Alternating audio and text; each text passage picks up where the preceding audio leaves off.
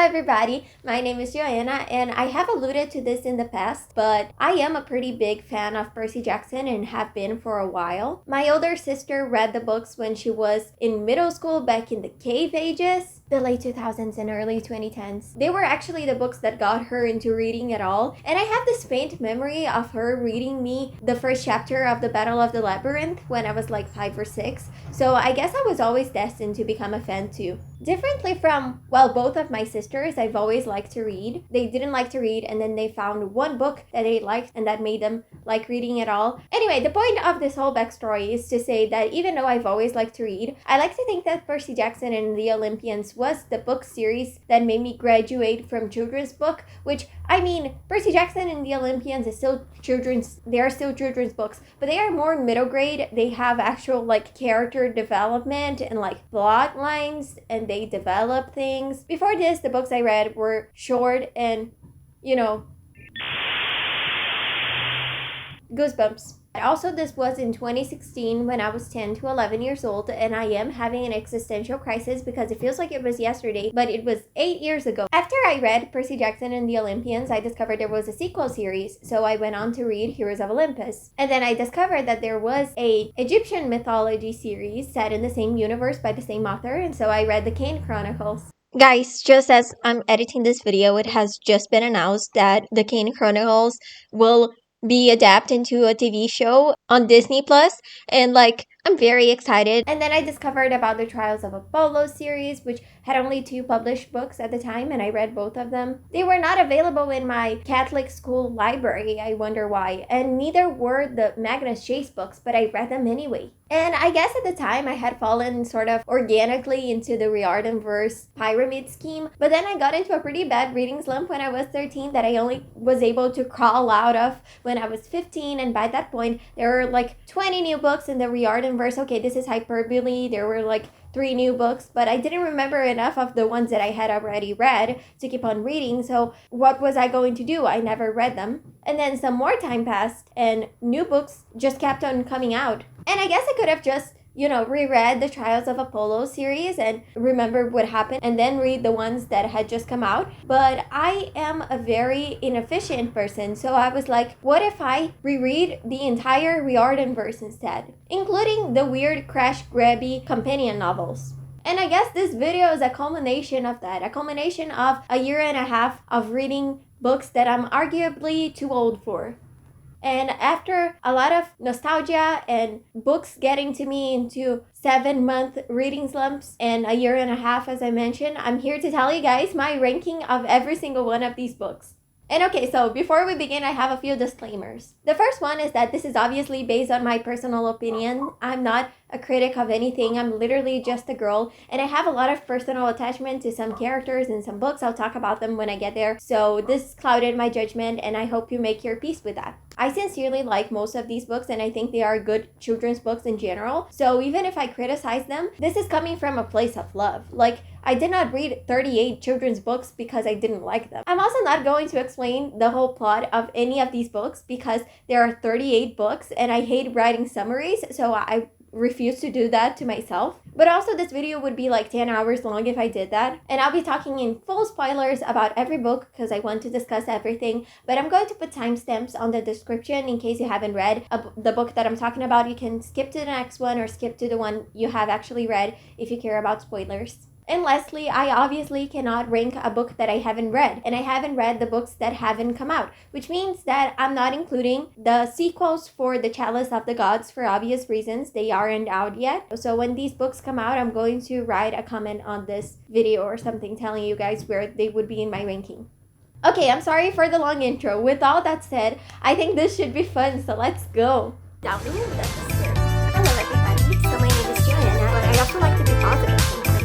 Okay, so in last place in my ranking, in the place 38, I have the book The Kane Chronicles Survival Guide. And this is such a classic Rick Riordan companion novel. Obviously, it is related to the Kane Chronicles. It just includes a bunch of stuff we already know, and I guess you could argue that at least it's teaching kids about Egyptian mythology, but it's only saying things that if you have read the books, you already know, and they were better explaining the actual books than here. My only notes about it were, it's the same thing as the Ultimate Guide. It adds absolutely nothing to nothing. Also, the spell tutorial doesn't work. So keep that in mind. In place 37, it's Percy Jackson and the Olympians, The Ultimate Guide. And this is in case you were wondering what Ultimate Guide I was talking about earlier. It's this book, and it has the exact same concept as the Survival Guide. I just think I liked it better because I prefer Percy Jackson and the Olympians over the Kane Chronicles. I'm sorry for the spoiler. I guess the only valid reason to buy this book is that it's illustrated, or actually not really, because it uses the old weird illustrations that no one likes to claim. It doesn't add anything new since it's only talking about stuff we already know, including some things are described by actual quotes from the books. So like, it's not even new text, it's stuff you have already read. And when it's actually talking about Greek mythology, which I think it's a good thing to teach children about mythology, it's all in a watered down and like very brief and shallow way, so I don't like that. But I guess it had fun stuff in it, like the test to see who is your godly parent, which I took, and I don't remember what my score was, what my result was. Hi guys, so now I'm going to do like a speed run of the quiz on read Riordan to see who is my godly parent. So yeah, let's go. First question, what is your ideal work environment? I would like something that is dynamic and fast-paced. What is your preferred way to deal with a difficult coworker? Why are these about work? What 12-year-old who reads Percy Jackson works to know that? But I would say practice patience and empathy. Which of these hobbies is most likely why can't I speak today? Which of these hobbies is most likely to become your next career? Podcasting, music, athletics, painting, creating video content, or writing. Creating video content. I'm here after all. How do you handle a boring job? I do have a boring job, and I guess it is set goals and challenges because I'm a very competitive person, so this entertains me. Which of these unusual jobs would you choose to pursue as a career? Professional puzzle solver sounds way too hard. Professional food taster, I wouldn't like that because I'm a picky eater. Professional sleep consultant. Sleep, I have insomnia, so that wouldn't work. Ice cream flavor developer. I don't like ice cream, except for passion fruit ice cream. I love passion fruit.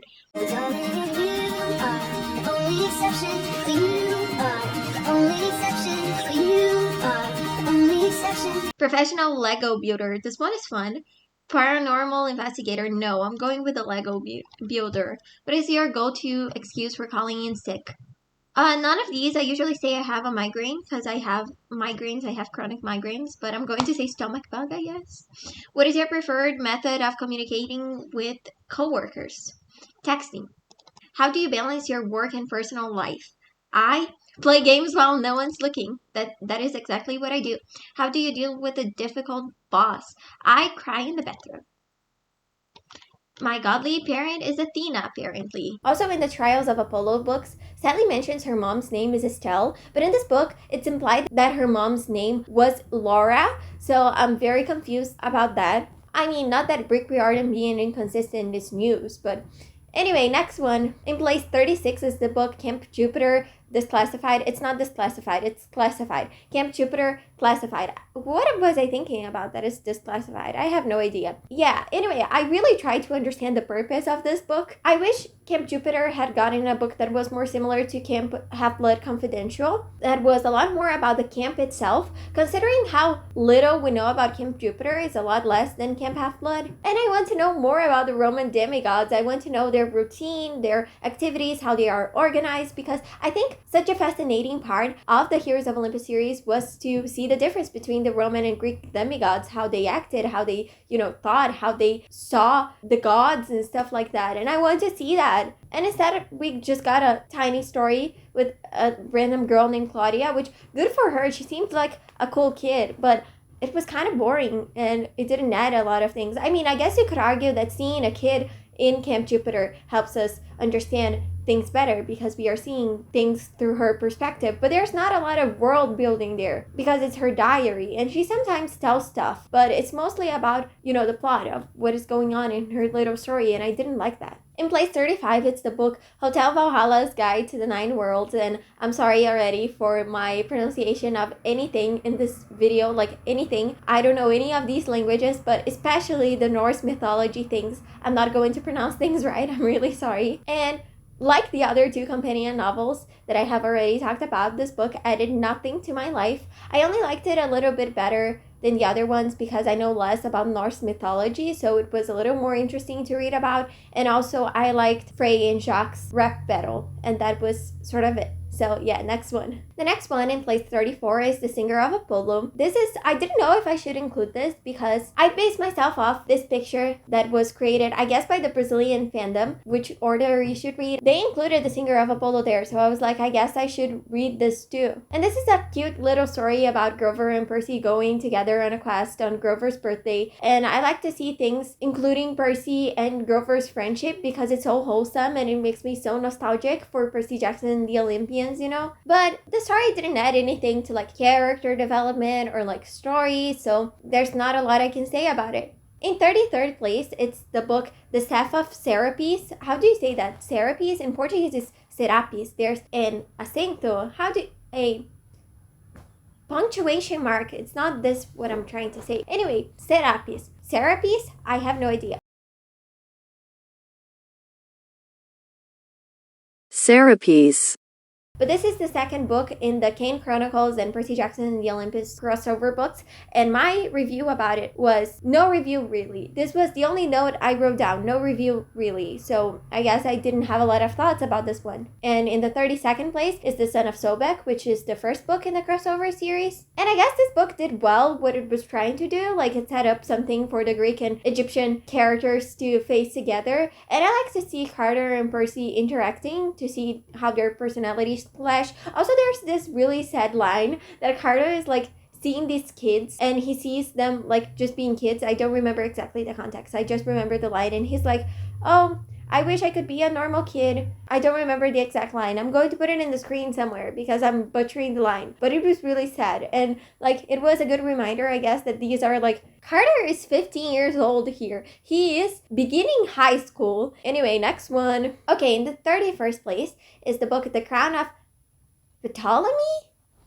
I don't know how to say that. Ptolemy? Do you say the P? I don't know. And this is clearly my favorite one out of the 3 crossover books because I like Percy's narration. I think he has a very fun voice that I had been missing for a while now. And it was nice to see Annabeth and Sadie and Carter and Percy all working together. But the thing with these 3 books is that I don't really like them because I found them boring. This is the truth. I find them a little boring. I'm not that interested in their story. In the 30th place, I have the book Brooklyn's Magicians. I don't know how to say this. In the 30th place, I have the book Brooklyn House Magician's Manual. And when it comes to extra books in this series, this one is a pretty good one, I think. I mean, the experience of reading it, especially the end when all the characters are like narrating at the same time, felt like having a stroke at some points. I liked how personality filled this book was, I guess. The weakest part about it though is the actual story being told. The stories there, none of them were that interesting. And I guess I like to see characters that didn't get a lot of the spotlight in the actual Kane Chronicles narrating little stories like Jazz and Felix and Cleo, the first Brazilian riordanverse character. Guys, do you think Cleo's mom was a fan of Cleo Pires? This is the only explanation I have for this girl being named Cleo. They didn't bring anything new character-wise to the characters we already knew, like Sadie and Carter, but that's fine because they had their own books. But I also loved the quizzes about the gods. I liked how it was each character writing a quiz and how this allowed them to show a lot of their personality while writing. And it was interesting because I think this is a way more fun way to teach kids about mythology than the way the other extra books were trying to. I guess I really like this book because I went to it with no expectations. I generally don't like Rick Riordan companion novels. They're usually just Crash Gabby and not that interesting, but this one was pretty fun. So, and it had a plot. This surprised me. This book has like a plot and plot twists. So yeah, I guess I like this book. In the 29th place, look, 9. It's 9 from the 9 Worlds. This is an extra Magnus Chase book. And I guess it's fine. Each chapter is narrated by a different character, and they are all set in one of the 9 worlds. And I guess it was nice to see the 9 worlds because we don't see all of them in the actual Magnus Chase books. And I just really like the characters, so I love to see them narrating their own little stories and following them a little more because I miss them. And one day it took me to finish the last Magnus Chase book and to read this book, and that day I was very sad. I just think it's a little sad because since these are short stories, they didn't explore the 9 worlds as much. They were fine stories, and I liked the framing device of Thor doing a marathon around the 9 worlds. That was pretty funny. In the 28th place is the book Percy Jackson's Greek Gods. I don't know, this is a fine book of Percy telling us stories about Greek gods. Not all of them, but he chose like a bunch of gods and just told some stories about them. And I think that if you are a 12-year-old kid who's really into mythology, you're probably going to enjoy this book a lot. I'm pretty sure I read it when I was a 12-year-old who was really into mythology. I don't remember exactly because here's the thing, guys. I used to keep track of the books I read on sticky notes on my laptop. Do you know that app, Sticky Notes, where you can, put sticky notes on your laptop? But like, it's digital, not like actual sticky notes. Like, you know what I'm talking about, right? So I used to write down all the books that I read there. And then one day, my mom's friend came over to visit, and she had a son who was like 10 or something. And he asked me if he could play Roblox in my computer. And I said, yeah, go ahead. And he went there, and he closed off all of my sticky notes, and I lost all of my lists. And I cried about it.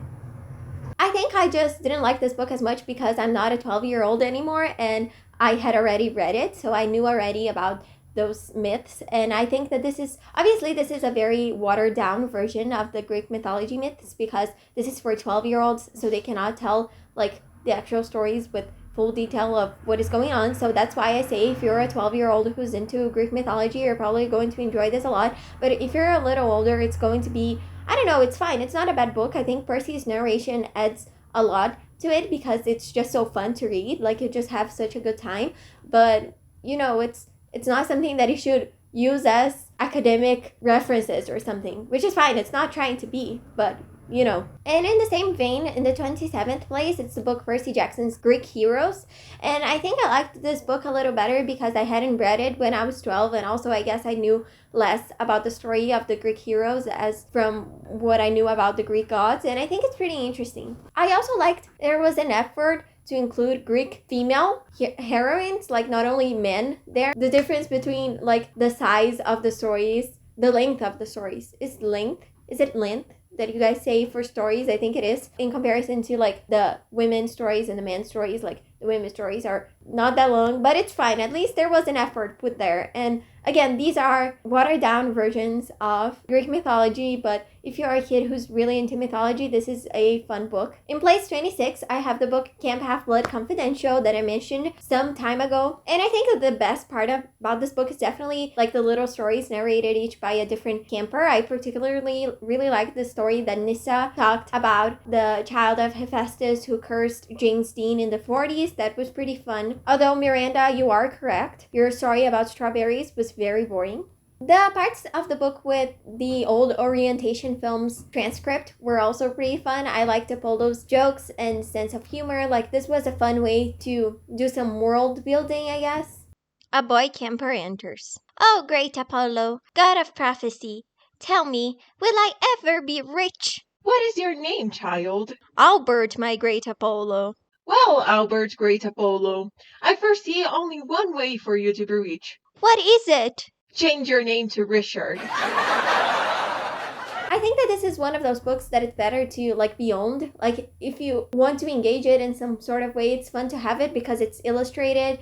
At least it's adding something, like there's new information there, and it was pretty fun. It's not my favorite one or anything, but it was a fine book. In the 25th place, I have the book The Demigod Files, which is an extra book from, I'm pretty sure, let me think. I think it is from Percy Jackson and the Olympians. Yes, it is. I don't know why I said I'm pretty sure. I know it for sure. And these are some like little stories that are there to develop some stuff for the Last Olympian. So that was pretty interesting. I'm going to talk about each of them separately. Okay, so the first one is Percy Jackson and the Stolen Chariot. I like this one because I liked to see Clarice and Percy team up and develop a little bit of a friendship. Like, their relationship is getting more friendly, which I always enjoy. The next one is Percy Jackson and the Bronze Dragon. It was nice to see Festus before he was Festus, and this one was also important to develop both Percy and Annabeth's relationship and Selena's and Charlie's, which was also really sad when Beckendorf is mentioning how he's 18 and he's going to college soon,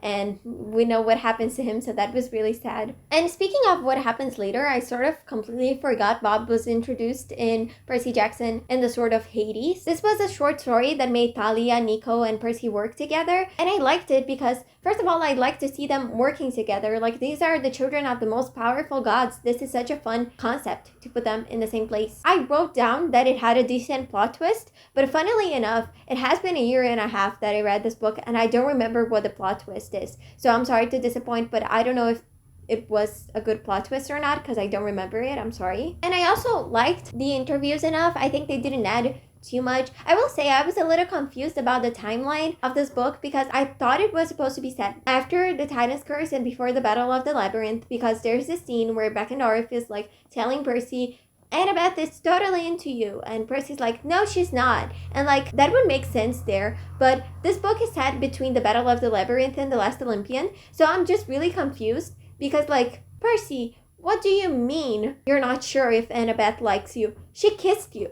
You kissed each other. Like, I was so confused by it. And, like, Annabeth's interview does make us understand that, you know, Percy's very oblivious when it comes to, like, her romantic feelings towards him, which is something we already knew. Like, this is common sense. But, like, he cannot be that oblivious. I think someone kissing you is a pretty big indication that they like you, right? I don't know. That made me really confused. In the 24th place is the book The Demigod Files. No, The Demigod Diaries. I was going to say the wrong. In the 24th place is The Demigod Diaries, which is a book that has the same concept as The Demigod Files, but it was published in the Heroes of Olympus, not in Percy Jackson and the Olympians. And again, I'm going to talk about each of the story individually. The first one is The Diary of Luke Castellan, and I thought it was interesting to see him and Thalia, you know, interacting before everything went down. I liked how it tied back to Annabeth's joinment. Is joinment of...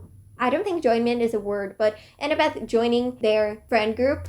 Is this a good way to describe their relationship? I don't know. But yeah, and this whole story had a sense of dramatic irony that I liked. I felt like it was the second book of a series of unfortunate events, if you know what I'm talking about. I wrote that I think that this is the best story out of these ones. It's been a while since I have read this. I don't remember enough about the stories, but I guess this one was the best one. The next one was Percy Jackson and the Staff of Hermes. And I liked this one. It was cute. It showed Percy and Annabeth dating before Percy went missing, so that was nice. I think they're cute. Just not a lot to say about it. The next one is Leo Valdez and the Hunt for Buford. How do you say this name in English? I don't know.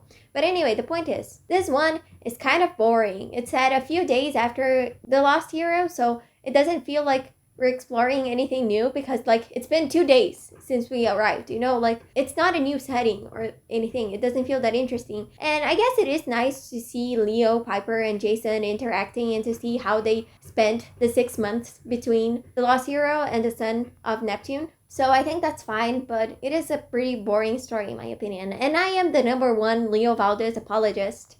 So the last story in this book is Son of Magic, and this one is the most different one because it wasn't written by Rick Riordan, it was written by his son, Haley Riordan. And reading Rick's little text before the story made me a little emotional. I will joke a lot in these videos about how the Riordanverse never ends, how there are too many books, a lot of them unnecessary, how there's a lot of times Rick Riordan is trying to say something and is trying to represent something, and he sort of really fails at it. But I do think it's really sweet that this whole universe began out of Rick Riordan trying to write a story about a hero that also had ADHD and dyslexia, just like his son, and how he tried to keep on including kids who weren't included in hero stories before. And as much as he sometimes misses the mark, I think it's still a good thing that he's trying to do. Even with its flaws, which the Riordanverse has many, I think these books have made me, and I'm sure a lot of other kids too, feel a lot less lonely, and I think that this is really nice. This one, as I was talking about, it's very different from the other ones because it was written by a different person,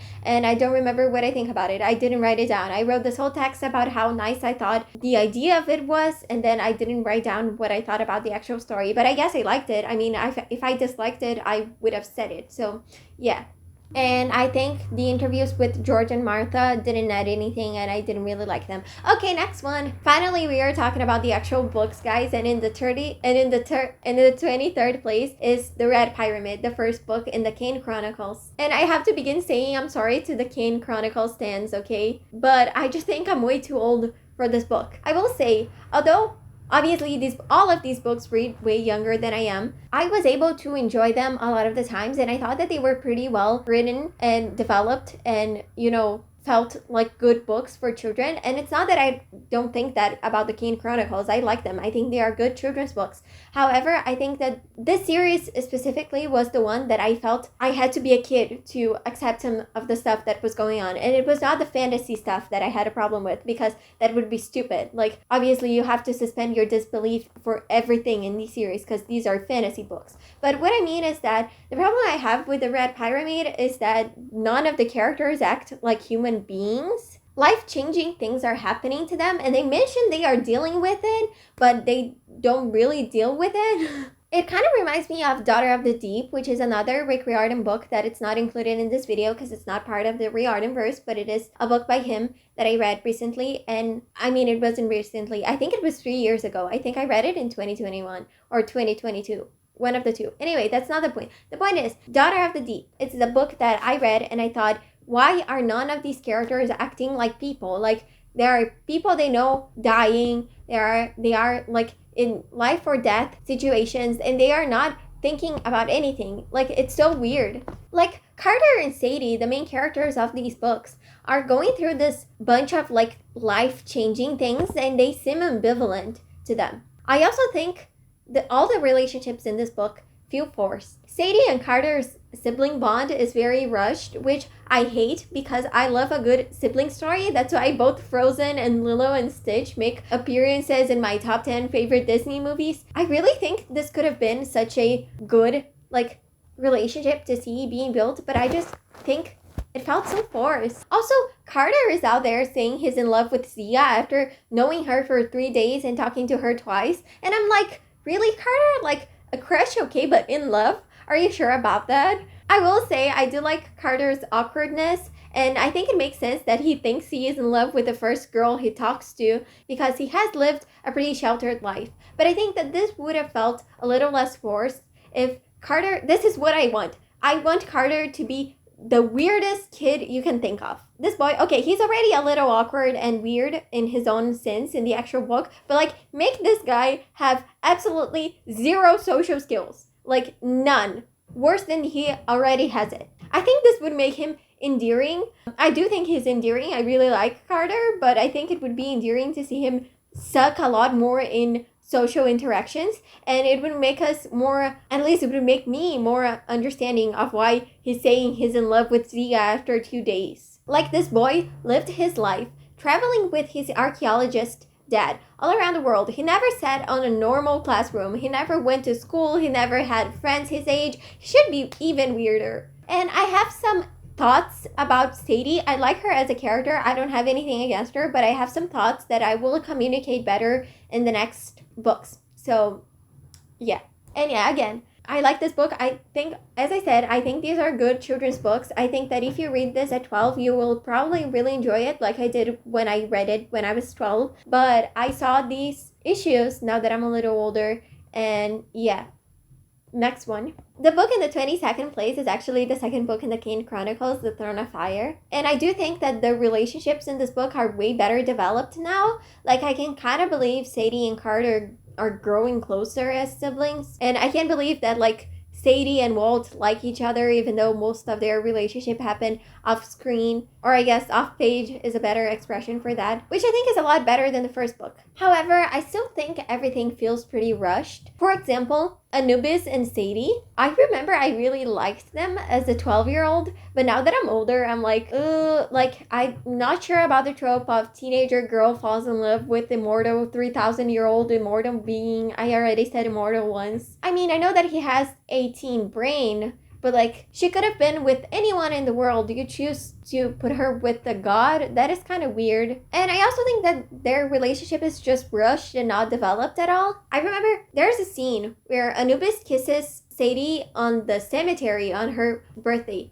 And I remember when I read this for the first time, I thought this was amazing. I thought this was show-stopping. I loved it so much. And nowadays that I'm older, I'm like, what even is this? Like, it came out of nowhere. Like, they flirted a little bit in the past book, but now he was like kissing her in cemeteries. Like, what is going on? And okay, I also want to talk about the Zia situation, and that is that I really like that she doesn't remember her shabichi. This is how I read this, because this is how you read this word in Portuguese, but I have no idea how to actually pronounce it. But she doesn't remember her memories when she was not herself, which I think is good. This opens room for her to be developed as a character on her own right, and for a relationship with the other characters to be shown to us. So I really like that. I also liked to see I also like to see Sadie using Carter's secret name to cure him, because this led to Carter having to show a lot of vulnerability to Sadie, and I think this showed their relationship growing in a nice way. Like, this was something that I like to see. I just wish we had seen more of their actual development as siblings, because it would be even more powerful, but it's fine. I liked it for what it was. Also, the villain of this book, I don't know how to say his name because he's French, and I read it as Des Jardins because this is how you read this in Portuguese, but this is not how you read this name in French, I suppose. It must be like, no, I'm not going to attempt it. I'm sorry, I don't speak any French. But he had an off-screen character development, and I didn't like that. Like, we should see him having his progression, him changing his mind. Like, this is important stuff. And also, this is the book that introduces Cleo, the first canonically Brazilian character in the riordanverse, which I have talked about in the past. And again, I wonder if her mom was a fan of Cleo Pires, but I really like her. She's not like a stereotypical Brazilian character. She's very academic driven, and I mean, she doesn't get to do a lot of things, but like, she speaks a bunch of languages. I want to be like that. I only speak 2 languages. I need to learn some new ones. 3 if you count my very, very poor attempt at speaking Spanish, which I don't. And I just like the newly introduced characters in general. I really like Bolt. He seems like a nice guy, which I enjoy. Overall, though, I thought this book was pretty boring. It actually got me into a pretty bad reading slump for a while, and it took me 7 months to finish it. I'm not joking. This book had a lot of, now we are going to this place to fight this monster, and now we are going to that place to fight that monster. And don't get me wrong, like, all riordanverse books are like these, but at this point I had read so many of them, and this one didn't have the same fun characters that I was used to, so I didn't really like that. In the 21st place, the book is The Serpent's Shadow, which is the 3rd book in the Kane Chronicles. I did not make it on purpose, so they were all in order. Like, this was how I felt like. And as you can see, this is my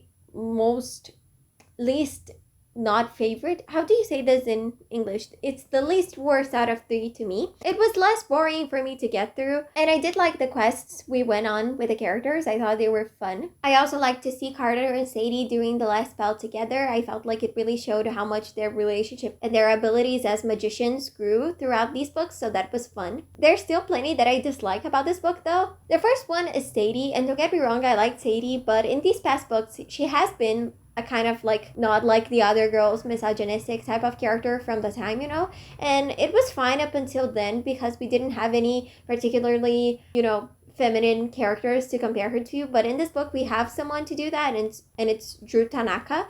And I don't like misogyny, guys, and obviously I know that this is a product of its time, and it also comes from the fact that Rick Riordan is in fact a man, but it doesn't mean that I think it's nice. I don't like it. I also think that this book has the worst resolution for a love triangle that I have ever seen. I'm going to explain it in case you haven't read these books and you're watching this video, and it would be hard to believe. But so Sadie is in love with Anubis, which he's not the god of the dead. I think he's the god of mummification, if I'm not mistaken. I don't know. I should probably call my sister, who is a history major, and ask her about that. I don't know if she has studied about Egypt yet. I have no idea what she's studying in college. Apparently, it has absolutely nothing to do with actual Egyptian mythology, actually. So that's fun. But that's not the point. The point is, so she's in love with Anubis, who is a god, right? And she is in love with Walt, who is this normal, age-appropriate, nice teenager guy. And Walt has an issue that his family has a family curse that makes it so everyone in his family dies really early. And he's going to die. He's like sick. He's like terminally ill. And he is like 15 years old, I think. And he's going to die, which is really sad. But basically, at the end of the book, Anubis and Walt sort of, I don't know if join bodies is a good way to explain it. They become one thing, but they are not like one thing. They are not a combination of the two. They are like 2 people in the same body. It's difficult to explain. I don't remember exactly how they say this happens, but yeah, this is basically what happens. And I'm like, Rick Riordan, if you wanted Sadie to not choose any of them because you like both of the characters, just, make them a throuple. What are you doing? Like, what is this? Guys, I actually stopped to think about this, and I think that Sadie not choosing either Anubis nor Walt, but choosing them both, it's part of her character arc of her accepting that she's a mix of all things. She isn't just British or American, she's British and American. She isn't just schoolgirl and Egyptian magician. She's both schoolgirl and Egyptian magician. I think this is what this is supposed to be like. She doesn't have to choose what she is. So I do understand that. But I think this would have been more powerful had she been in a polyamorous relationship, okay? This is my opinion. And like, I don't know, I always thought Walt was a fine character. I liked him. I thought his whole, curse thing was interesting. And Anubis, as I said, I liked him when I was 12, but now I'm just like, ugh. I did like Sadie's speech at the end, the speech she does about, accepting she's a blend of all things, about how she is both British and American. She's both a schoolgirl and a magician. She's both, I don't remember what else she says she is. But I think that this was pretty interesting because Sadie's arc in these past books has been, to reconciliate all these, different parts she has of herself that they seem to be conflicting, but it's nice that at the end she can realize that she can be both, which I think is pretty cool. I also think Zia and Carter were cute in this book. I like that since, Zia didn't remember Carter, there was more space for them to actually develop a relationship. So I liked that. And yeah, I think this was an okay book. In general, it was better than the other two. Not my favorite of all time, as you can see, in the 20th place, but it was fine. Next one. Actually, I got a little confused. 21st place, because this is the 20th place. And the book in this place is The Lost Hero, the first book in the Heroes of Olympus. And I guess the problem that I had with this book is that it bored me so much. This book is so boring, guys. I'm not entirely sure why, because I do think the characters... Okay, I'm going to talk about the characters later, but I do like the places we are going in this class. It's fine, but it was still so boring. First of all, I feel like I should mention that I think Jason is a fine character. I never had a problem with Percy not being in this book. I think because when I was reading these books, I had a few friends in middle school who were reading them too. And one of my friends told me what was the plot of this book before I got to it. So I knew Percy was not going to be there. And I wasn't bothered by that. I don't think Jason was trying to be a substitute for Percy or something like a lot of people seem to think for some reason. But I think it is really unfortunate that his introduction is him not remembering who he is, because you don't even know who you are. How are we going to be able to know you and enjoy your existence? His motivation of remembering himself is pretty cliche, and Jason doesn't have the characteristic Rick Riordan humor, which I'm not saying he should have. I think we should have a balance of humorous character and non-humorous character, and I think it wouldn't make sense for Jason to be a clown. But he doesn't have that charisma, so he's just a little boring because we don't know anything about him. I actually really like Jason as a character. As I said, I think he just seems like a good dude. And I like his whole thing about, throughout the Heroes of Olympus in general, about realizing that maybe, New Rome and Camp Jupiter isn't totally his home. This doesn't happen in this book, but there's one of the books. I don't remember exactly which one of them in the Heroes of Olympus, where he's eating, I think it's ambrosia, and ambrosia for him tastes like the brownies from Camp Jupiter, and he's eating them, and he says they feel like they are a little sour, they don't feel as much like home like they used to. And I think that this was a thing that stuck with me, a moment that stuck with me, because I think it's interesting.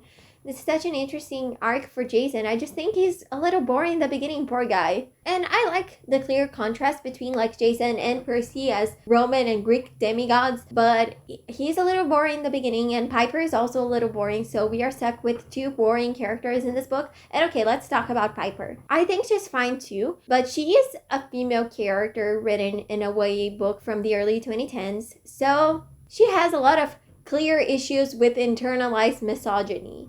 And I do think that this is necessary to point out, but I also do realize that a lot of Piper's misogynistic talking points are more Piper also trying to, go against her father's lifestyle and her because Piper wants her father's attention and stuff, and so she's trying to go against his fame and his money and his fortune, so she's constantly putting down these things because they are related to her father in some sort of way. So I do understand that, and I think that this ties well to her character, but I also think there is still a level of misogyny there, and I think it would be nice if Piper's character arc was maybe to realize that, okay, she doesn't have to love her dad's lifestyle because he's ignoring her, he's not giving her attention like he should, which is valid, but also she can still like girly things, or like she can dislike them as much as she wants, like this is in her right, but she can like not put other girls down for liking them. This is the answer, I guess. I also don't think she only speaks about Jason in this book. I remember a common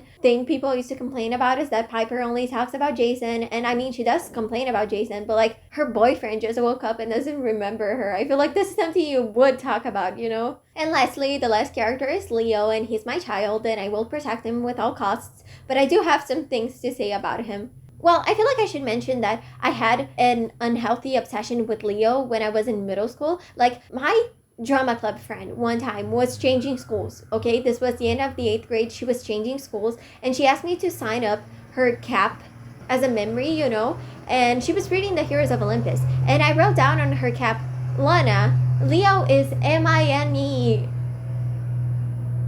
This was the mark I wanted her to have of me. I think about this a lot, you know? And by that I mean I cringe about this a lot. But yeah, that is all to say that I really love Leo. I think his humor brings a lot of life to this book, a lot of life that it doesn't have otherwise. However, he's so awkward and inconvenient, and I think that this is part of the charm, you know, but it makes me cringe. Basically, what I'm trying to say is that now that I'm older, I realize that Leo, he is so, I don't know.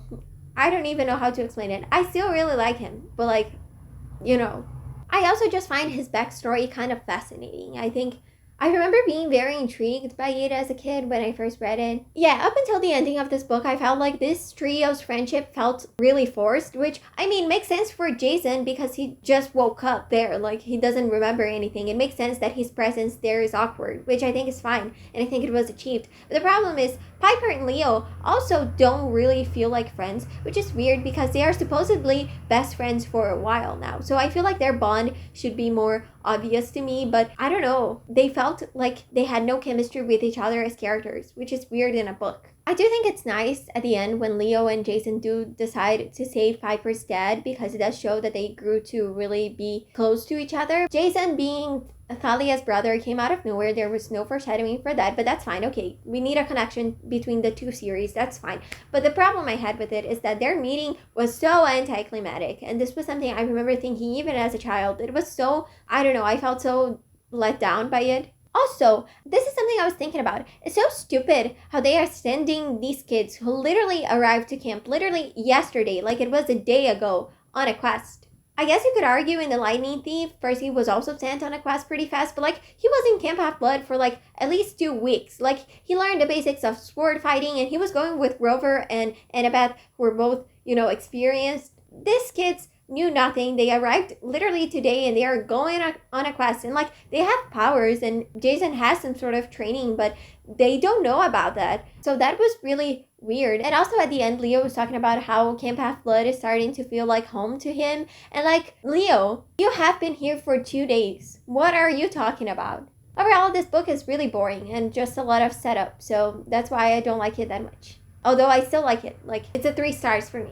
In the 19th place is The Blood of Olympus, the last book in the Heroes of Olympus. And I think that the best part about this book is Nico and Reyna's POV chapters, obviously. Getting to know more about Reyna's character and about her backstory was super interesting, and I just want to mention that I love Reyna as a character. I think for some reason I didn't like her as a kid, or I didn't love her nearly as much as I do now. Also, Nico's character development, with him finally feeling like he belongs somewhere in some sort of way, was so good to read. And I think Nico and Reyna's relationship was so sweet. How both of these people who are not that prone to showing, you know, emotion and connection are able to connect with each other was so nice. At the end, when Nico is like running into random people in camp, we really see how far he has come. Like, he has friends now, he has Reyna, he has Jason, he has Hazel, and I love that for him. That made me really emotional. I also think Leo trusting Hazel and Frank with his plan at the end of the book really shows how their relationship has evolved and how they really trust each other now, which I think is nice, considering how dumb their whole love triangle rivalry thing was.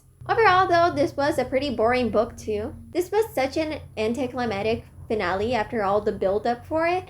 And I will say, I don't have any problems with Annabeth and Percy not being as present in this book, because I do think it's time to let the other characters shine a little bit, like Percy and Annabeth have done a lot in these past books. Leo's death scene is okay, but I kind of wish he had actually died. Here's the thing, I know I said a few minutes ago that I had an unhealthy obsession with Leo as a kid, and I did. And I still really like him. But when I talk about the House of Hades, you will understand why I think Leo should have died.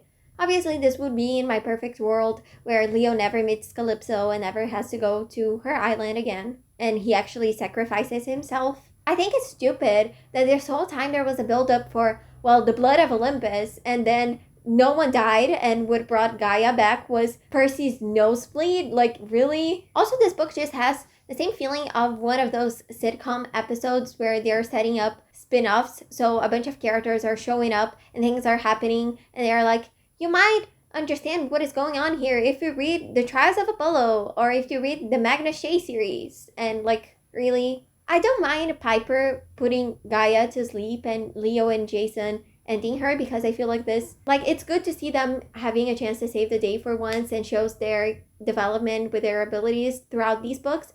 Leo, Piper, and Jason were the beginning of Heroes of Olympus, so I like that. But I do think it's sad that Frank and Hazel don't get a big moment like this either. I mean, they show Frank and Hazel still being useful. I'm not trying to say they don't. But, like, I think it would be nice if all the characters were joined together to do this. But it's fine, you know? I did like to see Frank becoming more and more of a leader. I think this is a good development for him. What else? I think Coach Hedge having a son was cute. And the "You Are Not My Type" scene has been living rent-free in my head for the past 8 years. So there's that. I think it would be really funny if they ever make like a Heroes of Olympus TV show. The cast is the same from the Percy Jackson and the Olympians show. It would be really funny if they cast a guy who looks exactly like Walker to play Will. And Nico is like telling Percy, "You're not my type." And then Percy, you know, looks at Will and is like, "Are you sure about that?" That would be really funny. I mean, it wouldn't be that fun, because this whole point of this conversation is to show that Nico is getting over something in his life for once. Like, he's finally being able to let go of his bad feelings, which I think is great. And I'm happy that he's moving on. So that would be thematically really bad, but it would be really funny. So choose what you prefer, fun or thematic consistency. So yeah, overall this book was saved by Reina and Nico. It was kind of anticlimactic after all the build-up for it. I still got a little emotional at the end with Reina telling Nico that now they have 2 homes. That was pretty sweet. And it made me really emotional because I kind of realized that that was the last time I was going to see the characters that way. And by that I mean like as the 7. And I know that they are in the next books, but like this is the last time that they are like really as friends working. I mean, they are more like co-workers than friends or anything, but like are like classmates because they are teenagers. Just for context, I finished rereading The Heroes of Olympus last year as I was about to begin college. So this whole thing of endings was making me emotional. I was feeling like it was an ending of an era. I'm not going to get into my speech about growing up. This is reserved for the ending of my videos only, but yeah, it had to do with this. In the 18th place is the book The Dark Prophecy, which is the second book in the Trials of Apollo. And I do think that this is a fine book. I think Apollo's character development that began in the first book is still, going strong here. And it still feels earned. I just think that this book isn't nearly as fun as the first one. Amy and Joe's backstory was interesting. And yeah, stories about old lesbians make me happy, although this story is about their child being kidnapped by an evil dictator, so that's not fun. But I do have to spoil something that I'll talk a little bit about later, but the thing is, I have issues with Calypso. Calypso is very judgy of Leo, and Leo is just disrespectful to Calypso in the name of humor, and I don't like either of those things, and I don't know, that's not a healthy relationship there. I did like to see Thalia again, that was fun. And like, the Emperor in this book, I don't even remember his name, and he was supposed to be the weakest out of the emperors in these books. So it's not necessarily a big issue that he's the weakest, because that was the goal. but like he was the weakest. So yeah, he wasn't that intimidating. It wasn't that fun as a villain. Anyway, next book. In the 17th place, I have the book The Sun and the Star, which is a book that I thought was going to be, I hoped to be higher. This had the potential to be one of my favorites. And I really don't know how I feel about it, because on one hand, I do think it serves well to develop both Nico and Will pretty decently. And on the other hand, I found it boring. It took me like a month to finish it, and I don't think the Tartarus setting was as well used as it could have been.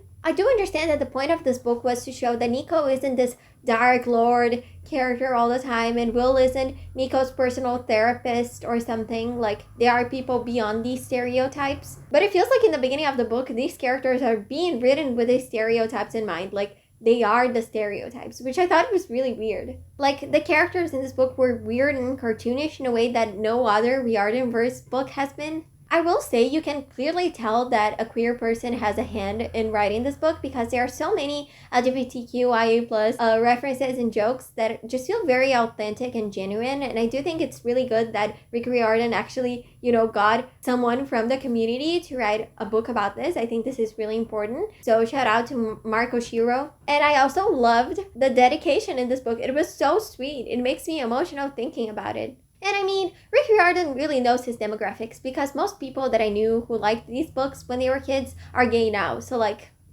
I also think that Nyx felt pretty unmotivated as a villain up until the ending, so I didn't like that. I was trying to understand what she was trying to do, and I had no idea. I just had really high expectations for this book, and it's not necessarily that I didn't like it, because I did like it, but I didn't like it nearly as much as I wish I would, which was sad, because I read it after reading The Trials of Apollo, and you'll see that I really like The Trials of Apollo, so I guess I was expecting more, but I still liked it. It just wasn't a favorite or anything. In the 16th place is the 4th book in The Trials of Apollo, The Tyrant's Doom. And again, this book is still keep going strong with Apollo's character development. I think it's still believable and earned. Also, as we keep learning more about the terrible stuff Apollo did in the past, I keep on thinking he has the same character arc as Angel from Buffy.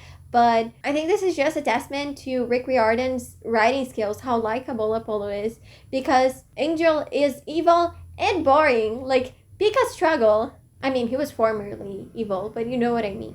I actually like the development of most characters in this book. Reyna's was nice, and I like to see her acknowledge that she doesn't need anyone romantically to feel complete, our arrow ace queen. However, I do think, like, her joining the hunt kind of went against this whole thing. Like, Rick Riordan cannot have a single character. If you're single, you're either going to die or join the hunt. Like, there's no in between. Like, Rick Riordan, some people are not dating anyone, and that's fine. Reyna did not have to become a huntress just because she's not interested in dating and she doesn't feel romantically attracted to anyone. Like, please. And yeah, I also like to see Frank's character development, to see him go from who he was in the Son of Neptune to who he is in this book, and how much of a leader he is was really nice. It made me emotional. And like, what do you mean Dakota died? Not that I care too much, but I got spoiled about most things that happen in these books before I read them. So I was not expecting for him to die, because I never saw anyone talking about it. I was kind of shocked. Oh, I feel like I should mention, this was the first riordanverse book in this reading experience that I hadn't read yet. So this was the first one I didn't know the plot of. I will say the scene of Apollo sort of asking Reyna out was one of the cringiest things I have ever forced to read. Just thinking about it makes me cringe so much. I want to change the subject. I think I like Apollo's character arc so much because I love a good story about learning from your mistakes and dealing with the guilt that comes from that. And I think that the events of the Burning Maze really changed Apollo, because in this book he's dealing with so many feelings of regret. I think the whole plot of someone with above human circumstances who commits horrible acts because they do not understand humans, they are above them, and then they are forced to face reality and the reality of their own actions and make amends, is one that I love. It's tied up with indoctrinated character learning that everything they believed in was wrong, to my favorite tropes. That's why I love Buffy the Vampire Slayer Season 3 Episode 10 Amends so much. Did you like my pun that I made with this episode's title earlier? In 15th place is the book The Sea of Monsters, which is the second book in Percy Jackson and the Olympians. And I just love the vibes of this book. They are so summer break as a kid vibes. I love them so much. In Brazil, we don't have summer camps. Actually, we might have them, but I have never been to one, and it's not like common. I feel like only rich people would go to summer camps. But we have a thing called colônia de férias, vacation colony. Is that a good way to translate that? Which is like special activities being held in like schools for kids to do during the summer. And I am a twin, and my mom didn't want to have to deal with 2 children at home all summer, so she would send us to vacation colonies all the time. And this is the vibes that this book has. Something about it that I definitely didn't appreciate enough as a kid is Percy and Tyson's relationship. I love how it progressed and how Percy slowly began losing his prejudice over Tyson. I feel like that was pretty well done. I also just love the little progression of Annabeth and Percy's friendship, and how we get to learn more about Annabeth's flaws. That was pretty interesting. And I think this book has a nice message about, prejudice that I think for kids it's pretty important. And the ending with Thalia coming back is so epic. Like, I really like this book. It's really fun. It's my least favorite out of the Percy Jackson and the Olympians books, but I still really enjoy it. And I think a lot of people agree that it's like the least best, but it's still really fun. I am most girls in this aspect, and by that I mean I agree with most people, not that I am the song Most Girls by Haley Steinfeld, because I hate the song. Another day, another slave, another angle, am I right? Anyway, in the 14th place is the book The Hidden Oracle, which is no, I'm not going. I have to finish this video today. Okay, let's go. 1, 2, 3, go. In the 14th place is the book The Hidden Oracle, which is the first book in the Trials of Apollo series. And for some reason, I really didn't think I was going to like the Trials of Apollo as much as I did, since I couldn't remember enough of the first and second books that I had already read to have like an opinion on them. But reading The Hidden Oracle made me realize that I was probably going to enjoy this series, and I was right. I really enjoyed it. So first things first, Apollo himself as a character. I remember when I read these books as a kid, I found him so hilarious. Like, I thought he was such a fun protagonist, but rereading it, I was like, he's so annoying. So imagine my surprise when he got some character development. No, but really, as I've mentioned already, I think the progression and development of Apollo's character is so well done, and I think it's sincerely one of the best things Rick Riordan has ever written for a character. In all the moments he's having regrets, he's thinking about his behavior, he's learning something, everything feels so like natural and it makes sense, and he has his own way to process these feelings of, regret for now, which I think is so interesting. And this made him really likable to me. Even though he was annoying and selfish and sort of a jerk, he became really likable to see his way to see the world, and he's so funny, and he's so egotistical in such a cartoonish way, which a lot of people could argue is bad, but I think it's a good thing for 3 reasons. The first one is that he is a god, so it makes sense to me that he would be this egotistical. The second one is that this is a children's book. I feel like, while I don't think you should talk down on children who are reading, obviously, I do think that this is age appropriate for children to understand what is going on. And third of all, I just think it makes it for a bigger contrast between who Apollo was and who he becomes. I think it's good. Like, you really see how far he came in the last book, which I think is great. Also, his relationship with Meg, their friendship, didn't feel rushed or forced, which is good, because then the ending of this book really hit me, and I don't think it would have worked if I felt like they weren't really bonding. But I think Rick Riordan got better at writing relationships with the time. And talking about the ending itself, that moment where you can see Apollo is thinking for the first time about protecting his children, and you're like, oh my god, like 200 pages ago, he would have not thought that. Like, that was so good. I really liked it. And as I mentioned, I really like that Apollo's egotistical nature was exacerbated as a way of like satire. And it was such a big contrast between the beginning of the book and the ending, when he was thinking on things other than himself. Also, I do think that this is one of the funniest riordanverse books, and I don't know if this is because now I understand the pop culture references, like they are more in line with my age. But also the haikus in the beginning of each chapter, they were so much fun. And I need to talk about Nero, because I genuinely think that he is one of the scariest riordanverse villains, just because of how manipulative he is. Like, we see the way he acts and you're like, oh my god, this man is evil. And I also like how it's built upon on things that make sense with the world building we had of the riordanverse up until this point, Also, I wrote down that Meg is probably one of the most traumatized children in the riordanverse, but I actually think that of a lot of children in this universe, so I'm not going to say that, but she is one of the most traumatized ones, definitely. And yeah, these are my thoughts. I really like this book. In the 13th place is The Chalice of the Gods, the newest riordanverse book. And I'm sorry to say this again, but I also didn't expect to like this book nearly as much as I did, because this book is just very low stakes and it just wasn't needed. Let's be real, we didn't need this book. However, I really liked it. It had fanfic vibes in the best way possible, and by that I mean there's a lot of cute interactions between the characters, between Percy and Annabeth, between Percy and Grover, which I love to see. I love their friendship, between Percy and Sally, like her telling him that she's pregnant was such a cute scene. There's so many like little character moments that read very fanfic to me in a good way, in a positive way. And also because the story is very low stakes, it's very chill, like they are not totally in danger all the time. It's not to save the world or something.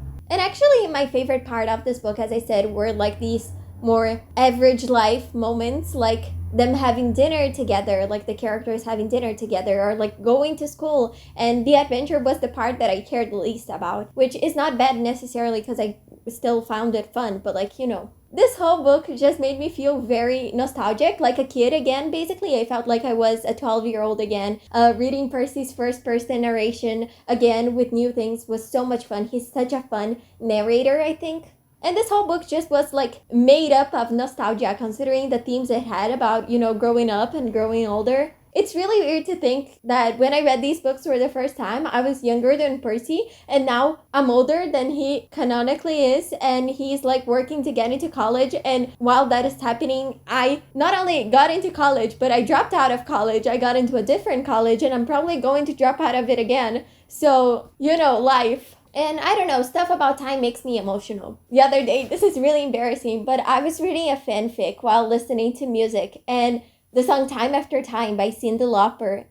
Why did I say her name like this? Cyndi Lauper began playing, and it had everything to do with the fanfic I was reading, and I began crying. It was sort of embarrassing. It was like 2 a.m. and I was crying because of Time After Time by Cyndi Lauper. Anyway, and I think that this is why I liked The Chalice of the Gods so much, because at the end of the day, this is a story about accepting the changes and pains of growing up while creating hopes and excitement for the future. Was it kind of cringe that it ended with Percy literally embracing the god of old age? Yeah, kind of. But also, this book is for kids, and the whole universe is kind of silly, and I like cheesy stuff, so I liked it. I mean, I like cheesy stuff in the sense of, you know, the expression cheesy. I don't like cheese, the actual food cheese. Only on pizza, please, and sometimes on a homemade quesadilla. Anyway, I actually really liked how they used the gods as like metaphors for this in this book. I loved the first part of the quest was probably like my favorite part of the quest when they went to Hebe's place, because that felt like my paradise. I've mentioned only a couple times, but I'm a very nostalgic person. Some might say I am a victim of nostalgia by MXMtoon. I was going to make this joke because I have the song in my wall. It's here, but you guys cannot even see it, so here, it's this one that you cannot even see it. But anyway, I have the song in my wall. This is why I wrote this joke in my script, and now it makes no sense. So a place literally banking on my childhood nostalgia would do really well with me. And I like that this part was about, you know, Percy realizing that he cannot live in the past forever, although it had way too many okay boomer jokes for me. Annabeth and Percy singing karaoke together was such a fun scene. Like, this is what I'm saying. This is straight out of a fanfic, but it's canon, and it's in a good way. I love it. I wish we had more of this, you know? Also, there's that one moment where the secretary of Percy's school tells him that his dad called, and his first reaction is to think Paul was the one who called. And I thought that was so cute. Like, and my conclusion is that I don't think we needed other 2 books after this one. This book feels so much like a conclusion of everything. It was literally about Percy accepting that he needs to grow up. And maybe it's time for us to, you know, grow up too. And by that I mean for the series to grow up to and end. Sometimes you have to let things end. But the next books haven't come out yet, so I'll wait, and I might bite my tongue later. I don't know. For some reason, every time I say bite your tongue, like the expression, I think of the Degrassi season 12 promo, which season 12 is my second favorite Degrassi season, so maybe there's the reason. Oh, something I wanted to mention before we continue. In this book, Sally makes a joke or like a comment, I don't remember exactly, about how Percy was born like later than expected. And I wonder if this was a joke to address the fact that Poseidon and Sally only spent a summer together, so June to September, but Percy was born in August. So how does that work exactly? I don't know, another Rick Riordan inconsistency right there. Okay, in the 12th place is the one that began it all, The Lightning Thief, the first book in the Percy Jackson and the Olympians series. The Lightning Thief, and actually the whole Percy Jackson and the Olympians series is like the epitome of middle school nostalgia for me, and I love how comforting these books are to me. And, you know, now that I read it and I'm older, I do realize that the plot twist of Luke being the actual Lightning Thief is pretty obvious. But when I read these books as a kid, fun fact, I actually watched the movie before I read the books. I used to watch the movie with my sisters all the time, and I read the book, and I was still surprised that it was Luke who was the Lightning Thief. And I think it is because the movie changed so much stuff that I just thought they changed that too. And like, I didn't think too much about it. And when Percy was like, it was Ares who stole the lightning, I was like, yeah, makes total sense. And no, it doesn't. But like, my 10-year-old brain couldn't really comprehend that, you know? So I think that this is good for children. But obviously, when you're older, it feels pretty obvious, but that's fine. I also enjoyed how the quest in this book began at only 41% of the book. I was keeping track because then we got time to actually establish the characters and the conflict, and there was time for Percy to be in camp for a while and understand the basics of everything. We understand his motivations, and I think that this is all really important, and I think it's something that was kind of missing from The Lost Hero. I know I've said this already, but Percy is such a fun protagonist. He has such a fun sense of humor at the same time that, you know, Percy has his flaws. He's very hot-headed, he's very reckless, but you can see he's such a good person at heart. Like, he always has his best intentions, and he always wants to help people. And I think that this is really nice that he's a flawed protagonist, but he's also really cool. Like, I love Percy. I think he's such a good character. I also love Percy and Annabeth's friendship development in this book. I feel like it's so earned the moment that Annabeth decides to open up to Percy for the first time. I think it's really good, and it feels, again, it just feels natural. Like, it feels like they are actual people, you know, kids becoming friends, which I think is good. The way they tease each other is really cute. And I also love Grover. I want to give him some love. I think he's super fun. He's like awkward and, you know, anxious in a very fun way. And I really like him. And I like the joke that he can only play like that one Hilary Duff song on the pan flute. And I wonder what song Rick Riordan would have chosen if he had written this book like this year. The book in the 11th place is The Mark of Athena, the third book in the Heroes of Olympus, and I know some people might be surprised with this placement because people really love this book, and I also really like it. Like,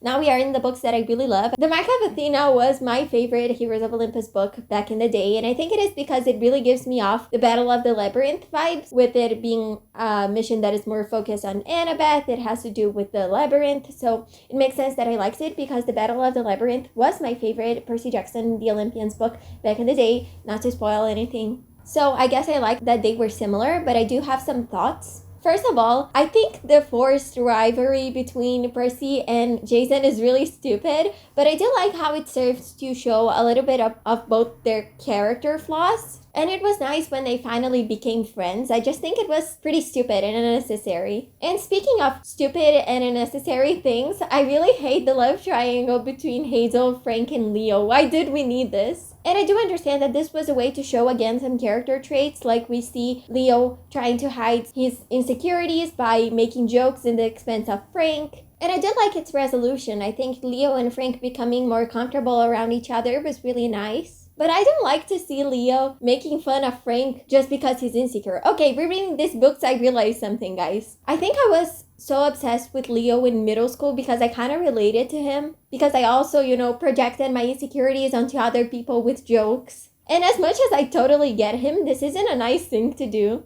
And we see how it affects Frank, who already has such a low self-esteem. So yeah, I don't like this bro rivalry, guys.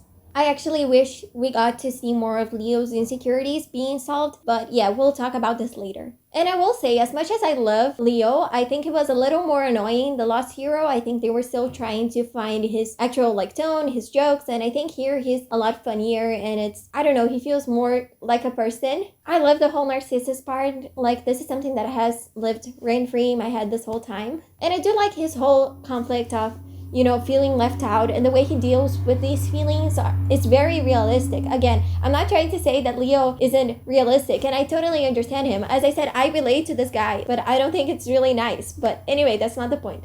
And lastly, I guess the ending of the Mark of Athena is so memorable and so good, and I liked how it really was all about Percy and Annabeth's fatal flaws. It was all about Annabeth's pride and Percy's loyalty. I think this was so good, and I totally believe he would jump in Tartarus with her, considering all we know about him.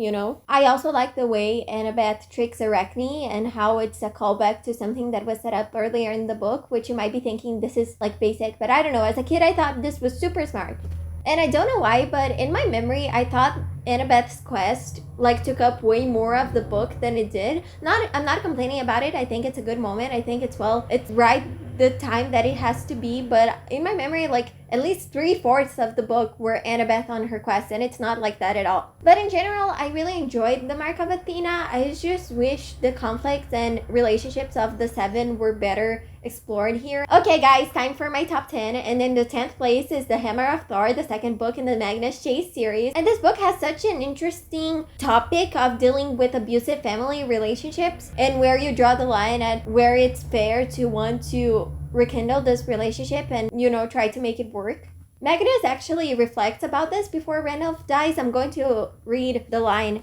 How did you decide when someone was irretrievably lost? When they were so evil or toxic or just plain set in their ways that you had to face the fact that they were never going to change? How long could you keep trying to save them? And when did you give up and grieve for them as though they were dead? It was easy for me to advise Hearthstone on his father. The dude was way past horrible. But my own uncle, who had gotten me killed, stabbed my friend, and freed the god of evil, I still couldn't quite bring myself to write him off. I like that Magnus acknowledges that for him, the course of action Hearth should take is obvious, but things just become a lot more complicated when it's us, when it's our own personal family. As the Cranberries once sang, you see, it's not me, it's not my family. In your head, they are fighting with their tanks. I'm not going to sing this because the song, it's only good when you sing it with an Irish accent, and I'm not going to do an Irish accent. Anyway, I think this way Magnus is able to understand Hearthstone and his choices and why it's so hard for him to deal with his father, which I think is pretty nice. And Hearthstone's backstory is just incredibly sad. I know I said Meg is probably one of the most traumatized children in the riordanverse, and Hearthstone is definitely in that list. But again, there's so many traumatized children in these books, and I don't know, I just really like his character. I remember when I read these books for the first time,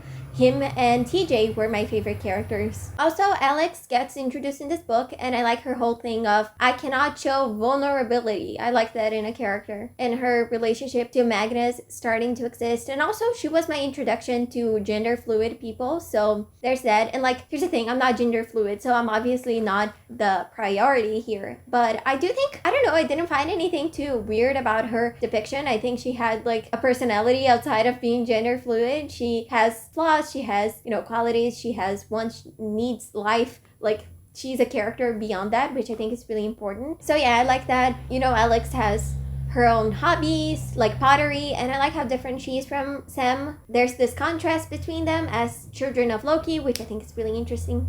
And speaking of Sam, I really like the plotline she goes through in this book of conciliating Norse mythology with her religion. And I also like Magnus being so understanding of Sam's faith, even though he himself is an atheist. I thought that was pretty cool. I'll say my biggest issue with this book is that I think the first half is considerably more interesting and fun than the second part. I find the whole part that they are in Jotunheim very boring. The wedding, at least, is interesting, but I think the beginning when Magnus is in Valhalla and Alfheim is more interesting. This was the 31st book I read in this project, so at this point I had already read a lot of books with the same plotline, and I was getting really tired of these quest books, which it's on me, you shouldn't read these books back to back, but I was getting tired. But yeah, I still think this is a very fun and funny book in general. It's just not as much as the other two, I think. Lastly, one thing I wanted to talk about is that Magnus being a healer and not a fighter is definitely something, it's one of his strengths as a character, and it's something that makes me really love him as a character. But I also like that it ties back to the whole theme of this book, Magnus himself says it. But one thing I learned from being in a Son of Frey, I couldn't always fight my friends' battles.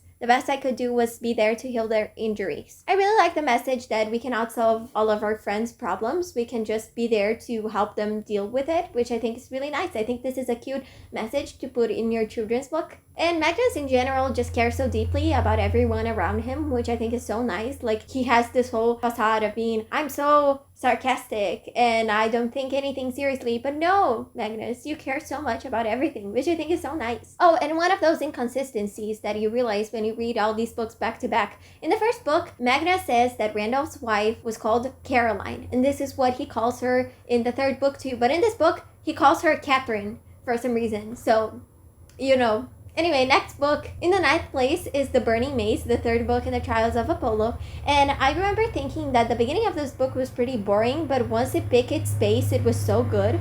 Apollo is very fun, yes, so the narration of this book still has its like upbeat feeling. But this book in general was just so sad. Like, when I think about it, I just feel sad. Again, I have mentioned this all the time that I've talked about Trials of Apollo now, but I think Apollo's character development is so good, and I think it's so nice to see it in first person, like with his narration himself. I think beginning from the ending of this book, from now on, Apollo goes through a very interesting character arc, which is realizing he sucks. So he has to sort of break his entire personality in order to try to become a good person. But once he's now, broken, he might not be bad anymore, but he still has his whole legacy of terrible acts and choices and nothing else. Apollo as a person has been broken so much that he has nothing left. I think this is such an interesting character arc. I love it. And also Apollo at the end sacrificing himself and, realizing that he's doing it for selfish reasons, and even comparing himself to Jason was pretty good.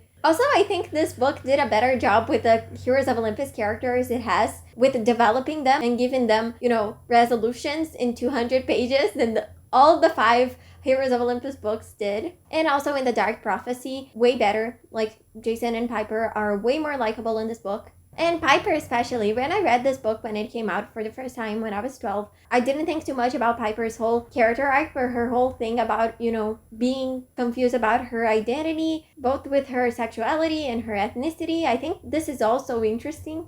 And it was so interesting to see her, having a character arc that was so nice. And I think it's really interesting that this was what she was struggling with.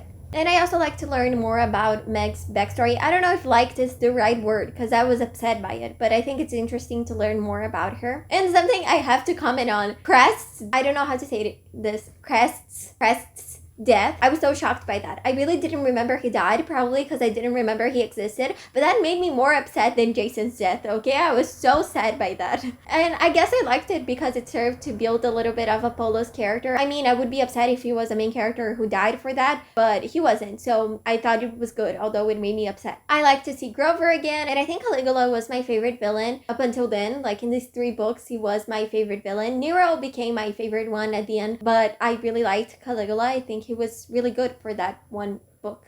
And I think it's finally time to talk about the main thing about this book, Jason's death. When I read this book for the first time, I already knew Jason was going to die, and I didn't love him that much, so I don't think I thought too much about it. Now, here's the thing, guys. For context, I am Brazilian, as I have mentioned many times. I don't know if I said this in this video, but I said I celebrated that Cleo was Brazilian. Anyway, the point is, I am Brazilian, and books here come out later than in the US. And the point is, I used to be a part of a bunch of Facebook groups about Percy Jackson. And when this book came out, I couldn't speak English, so I didn't read it. But someone in some Facebook group that I was a part of read the book and posted about it, about how Jason was going to die. And I was like, there's no way. And then I waited for the book to come out in Portuguese, and there was way he actually died. So I already knew he was going to die. But rereading these books, I just got so attached to him. I think especially The Burning Maze, it did such a good job in developing him, showing him trying not to be afraid, trying to protect Piper. I think he has his Superman ways, but this book showed him as more of a human being, I guess. And, him keeping his promise to the lesser gods was also really cool. And I liked his death because I guess it made sense and it did really help to develop Apollo. I know what I just said. Wait a second. I guess you could argue that a main character being killed midway through his character arc just to develop another character who is a god, an egotistical god of all things, isn't a nice thing, and that's fair. I'm going to complain about something similar in my Buffy the Vampire Slayer video, so I feel like I should just get out of the way so I don't sound like a hypocrite. I think this is a fair criticism, but I liked Jason's death. I thought it was very effective. I also think it was the time for one of the 7 to die. I hoped it would be Leo, but it's fine. I'm fine that it's Jason. Again, nothing against Leo. I'll talk about it later. I love Leo. Please don't get me wrong. In the 8th place, my favorite number is the Battle of the Labyrinth, which, as I mentioned, was my favorite one when I was a kid. This book was definitely, I think, the most nostalgic for me, as it was literally my introduction to the whole universe. Reading it made me so emotional at some points. I really like Percy's dreams about Daedalus throughout this book. It gives this book such a very specific, eerie feeling, I think, which I think is pretty cool. And I also think that the Labyrinth itself is such a, again, eerie, mysterious setting. I think it has such a cool atmosphere for a book, but also in my memory, they spent more time there than they actually did, in the Mark of Athena. In my head, 3/4 of the book was Labyrinth, and no, it was not. Also, rereading this book, I just really love Nico. Don't get me wrong, I loved him before too, but I think, I created a newfound love for him too. I guess I just find this book really fun and nostalgic, and I really like it. That's why it's one of my favorite ones. I don't have anything too interesting to say about character development. Oh, I have some stuff to talk about. First of all, Percy and Annabeth's first kiss was cute. But I'm sort of annoyed that Annabeth just stays jealous throughout the rest of the book. I do understand that this is a sign of the times, every YA/middle grade book had to have a little bit of female rivalry in 2008. I also understand that Annabeth is a neurodivergent child with trust issues, so there's also that, but it felt a little unnecessary. I will say I like the don't meet your heroes message this book has, and it also had some, fine environmental stuff. I liked it enough. Dionysus calling Percy Perry Johansson made me really happy. It gave me the same feeling of hearing an inside joke you had with your twin sister when you were both 12 and just didn't forget about it ever to this day because you had a list of all of your inside jokes that was 5 pages long, and some of them you still reference to this day. Paul also asking Percy if he could marry Sally was also pretty sweet. Overall, I think that, contrary to what I used to believe in, this is not the best book in the series. And it didn't make me as emotional as some other ones did. But I think it was a really good build-up for the ending, and it has some really nice moments. Okay, in 7th place is one that might be surprising to some people, and it is The Son of Neptune, the second book in the Heroes of Olympus. And I guess the reason why this book is so much higher in my ranking than The Lost Hero is that, differently from The Lost Hero, the reason why I love this book so much is that it's just so much fun. It's so fun to read. Especially the beginning. I love, being introduced to Camp Jupiter and to see the differences between the Romans and Greeks and all in Percy's eyes, and he doesn't remember the Greek stuff. It was all so much fun. Everything just felt so new and exciting. Hazel and Frank are so nice too. I love them as characters. Actually, Hazel was my second favorite character in the riordanverse after Leo when I was a kid. And I'm not going to say she still is because I don't know who my favorite characters are anymore. I have no idea what my thoughts are. Head empty, guys. Hazel's backstory is very interesting. I do think her whole, how do you say that? Flashbacks. It's the same word in Portuguese and I forgot it. Oh my god. I like her flashbacks. I like how they show a little bit more of her past. And Frank's whole character growth, him becoming more confident and accepting his responsibility as a son of Mars, was pretty interesting. I really like that. I like that he learns to be more confident in himself too. I don't know, I just really like them both. And also, I totally understand Frank because I would be so upset if I were a daughter of Mars too. I would be so upset. I'm the most conflict avoiding person in the world. I would rather. Hazel and Frank are also extremely cute as a couple. Not too developed, I would say, because we begin the book with them already sort of liking each other, so there's not a lot of context behind that.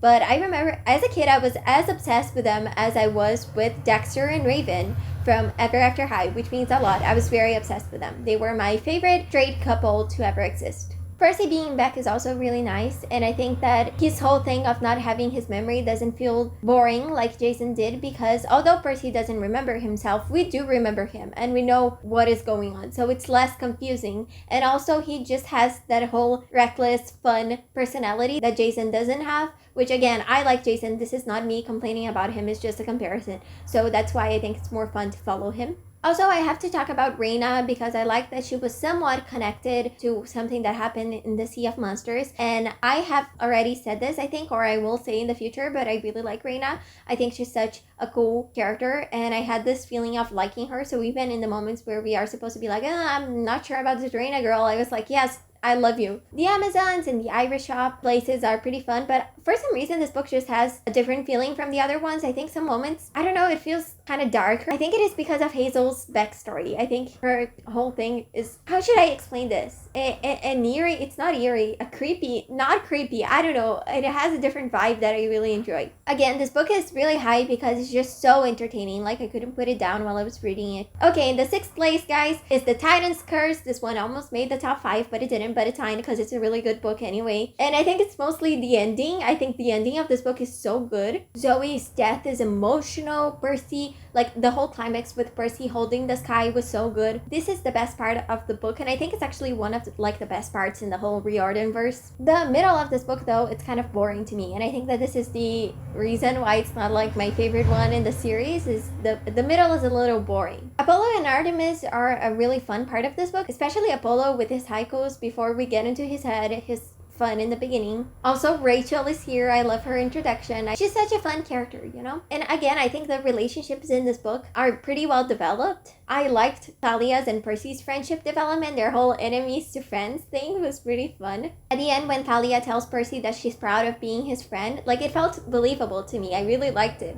Also, Thalia and Zoe both had some great character development, I think. And talking about Zoe having a great character development, she's just a really cool character overall. She's another one that as a kid I remember I didn't like her for some reason. And now I keep on thinking, what was my thing with hating overcommitted leaders? Like, I don't understand it. We also get to meet Annabeth's family in this book, which I think is pretty interesting. I will say, I like Bianca's death because she was literally a character to be there to, you know, develop Nico. We need Nico to... In Portuguese, the Joker? So we turned the name for the Joker, Coringa, in Portuguese, and we turned it into a verb. To Joker, coringar. We needed that for Nico to Joker, you know, for Nico to coringar. So I understand that that was necessary. Obviously, it was kind of stupid the way she died. Like, girl, use her brain cells. But she was also 12, and she was trying to get a present for Nico. So I don't blame her. This is victim blaming, Joanna. And on the topic of Bianca, I don't understand why people hate her so much. Like, this girl has been raising her brother for 70 years. The older daughter syndrome on her must be strong. Okay, jokes aside, Bianca was also just a kid, and she was entitled to have her own life choices. I particularly would never have done what she did, like to join the hunt, but I understand why she did it, and I also completely understand why Nico was upset at her for it. Like, both sides make sense, you know? Anyway, they're both just kids, guys. Also, Percabeth in this book is so cute. Obviously, we don't get that many interactions between them because Annabeth is sort of gone. But their dance at the Olympus was so cute. Like, that whole scene was one of the cutest one in the riordanverse to me. And also, I wish we got to see Thalia more. She's such a cool character. I wish we saw more of her. I guess my conclusion to The Titan's Curse is that, like many other books that I have already talked about, I didn't expect it to be this high. I didn't think I was going to like it as much. Now, for context, this used to be in the 4th place in my ranking. Like, I liked this book because I liked all the books in Percy Jackson and the Olympians, but it was my second to least favorite. Then, by rereading it, I was like, no, this ending is way too good. Like, the last 30% of it, art. Beautiful. In the 5th place is The House of Hades, the 4th book in the Heroes of Olympus. This is my favorite Heroes of Olympus book, shocking absolutely no one. And I guess this might be shocking to some people that it isn't like in the top 3 or something. But even though this book isn't in a higher position, I still think I like it a lot because I like all the character stuff going on. I'll talk about each of the characters separately. So first of all, Percy. I think Percy, reflecting. Bom, tô esquecendo inglês. So first of all, Percy. So Percy reflecting about the way he completely forgot about Bob or Calypso was honestly pretty interesting, and I think his anger controlling him. In that one part, he's controlling that Titan whose name I cannot pronounce or spell for that matter, to the point where Annabeth was scared of him was also really interesting. I wish Rick Riordan had decided to do something more with the side of Percy, because although I think he is a genuinely good person, he has his wrongdoing, and I think Tartarus was the perfect setting to bring out the worst in him, which is kind of what was done, but like it could be even more, you know? So then there's Frank, who only got a little bit of development in his leadership and fighting skills, and him becoming the praetor. How do you say this in English? Praetor, I think that is it. At the end was a pretty nice moment. I also like the development of his relationship with Leo. I like to see them stopping to be against each other. Let's be bros, guys. So Piper, I don't have a lot to say about her. I think it's nice that she's developing her charm and, you know, becoming friends with Hazel. Good for them. And also Hazel, in the topic of Hazel, I like that she's learning to control the mist now, and I think it's nice how important this was at the ending of the book. That was pretty interesting. And I have to talk about Nico, because obviously he's the most outstanding character in this book, and he doesn't even have his own like POV chapters, but he's just so remarkable here. I'll say I don't like that we saw his coming out through Jason's lens and not his, and he was also outed, which is addressed in The Sun and the Star as something bad, like don't get me wrong. But I still think that was a pretty powerful scene, and it made total sense with what was established about him and his character before, and it was so painful to read because we can see how much he was suffering. Nico is just always suffering, and I think understanding what made his character so prone to running away, besides what we already knew, was really interesting. This book is setting up his character arc in the next book, that is to learn not to, you know, isolate himself, which I think is pretty good. I just like Nico's whole arc. Jason and Annabeth don't have anything too interesting character-wise to talk about. I mean, Annabeth, I'm sorry, she was in the Tartarus, she was struggling, you know, she was dealing with her own actions. That was pretty bad. I feel sorry for her. I really like Annabeth. I just realized I didn't say this at any point. I like Annabeth. She is really cool as a character. I just feel like I should mention that. And Jason being there for Nico was also nice. Again, it was said that he was outed, but thanks for being a decent human being, Jason. And okay guys, it's time to talk about it. There's one character thing that I don't like in this book, and it is Leo. Now, I love Leo. I have said this 1,000 times, but we have to address that he had some pretty bad self-esteem issues. And he was always paranoid about being the odd one out in his group. Obviously, thanks to Nemesis, who kind of manipulated him, but the feelings were already there. He was already insecure about that. She only made it worse. I feel like the logical progression of that would be for him to realize that he has his friends by his side, and also himself to rely on, and that might not be the same thing as a romantic relationship, but it's still valid. Maybe he could even talk to his friends about his feelings and they would reach something, a bonding moment. I don't think that would ever happen because Leo is like emotionally repressed. That's why it didn't happen. So okay, fair point. I would say he could even get a girlfriend if Rick Riordan really wanted to, as long as he at least learned something. At least get a little bit of a resolution to your insecurities, you know? But no, he gets a girlfriend, and that is the resolution. Here's the thing, guys, that might make him feel better in the moment, but that's not going to resolve the underlying issues. And I'm pretty sure this is never addressed. It's that one thing, in order to be loved, you sort of have to love yourself first, you know? And also, I have said this 1,000 times, but I think Leo should have died in the Blood of Olympus. In my special headcanon, where his relationship with Calypso doesn't exist, the pages used for their relationship is now reserved to scenes of Leo bonding with the Argo second people with the Seven, him becoming friends and having heart-to-hearts with people, which again I don't think would happen, but like they can get something out of him. They can joke around up until he's crying. So at the end of the Blood of Olympus, he ends up sacrificing himself for something for his friends, realizing for the first time that he's in alone. To be fair, okay, I'll point this out. Maybe this wouldn't go well with the message I'm trying to tell, which is that if you have self-esteem issues, it's not getting a girlfriend that is going to fix them. And I think part of the reason why Kaleo is such a dislikable relationship is exactly because Leo doesn't treat Calypso properly because he doesn't even treat himself properly. Like, boy, you need therapy. Guys, what I was trying to say is that this relationship doesn't work because Leo is still doing that thing that he is projecting his insecurities as jokes onto other people, and the other people now is Calypso, his girlfriend. He's still doing that because he's still insecure. He still has self-esteem issues. And so he's always going to disrespect her because this is the way he deals with it. And I don't think that this is nice. And I think for the sake of them both, for the sake of Leo's self-esteem and happiness, and for the sake of the people that are around him, he should fix that.